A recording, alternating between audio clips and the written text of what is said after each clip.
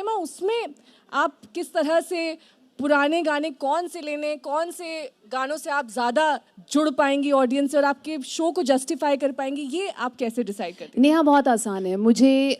मेरे लिए जब मैं सबसे पहले तो मैं शो करती ही नहीं हूँ। मैं जब स्टूडियो में जाती हूँ तो मैं वाकई एक दूसरे दिल से बात करती हूँ।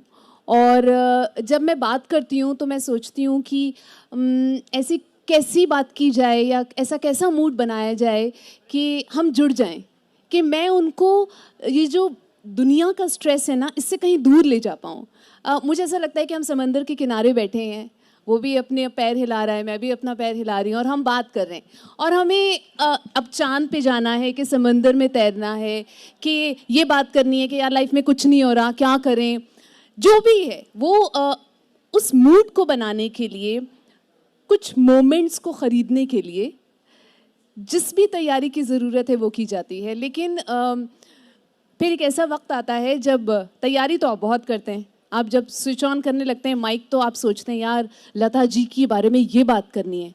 माइक ऑन करते ही अगर सामने से ट्रेन गुजरती हुई दिख गई तो लता जी की दिमाग से बात निकल जाती है। फिर ऐसा लगता है कि यार रात को जब ट्रेन जाती है तो हमें पता चलता है, क्योंकि उसकी छोटी छोटी लाइट्स जो हैं वो हमारे सामने से तेज़ी से गुजरती हैं। काश कि बारिश की बूंदों में भी हल्की हल्की लाइट्स डली होती, तो रात को अगर बारिश होती तो कितनी खूबसूरत नज़र आती। तो अब ये माइक खोलने के बाद सारी चीज़ें बदल गई, क्योंकि मैं एक दिल से बात कर रही हूँ। और जब आप बात करते हैं तो आप कोई ऐसी तैयारी नहीं करते। तो यही सब हुआ और उसके बाद फिर ज़िंदगी में ऐसा हुआ कि मेरे अब्बू शायर बन गए। जब वो शायर बन गए तो मुझ पे प्रेशर आ गया कि मुझे पोइट्री समझनी पड़ेगी, क्योंकि वो चाहते थे कि मैं उनकी पोइट्री पढूं। जब मैं उनकी पोइट्री गलत पढ़ती थी तो मुझे डांट पड़ती थी। एक दिन तो ये भी सुनने को मिल गया कि जायदाद से बेदखल कर दिया जाएगा। तो मैंने कहा यार ये तो बहुत बड़ा नुकसान हो जाएगा।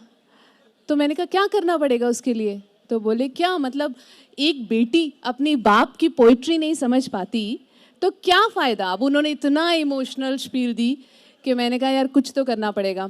तब से मैंने पोइट्री में ज़्यादा इंटरेस्ट लेना शुरू किया।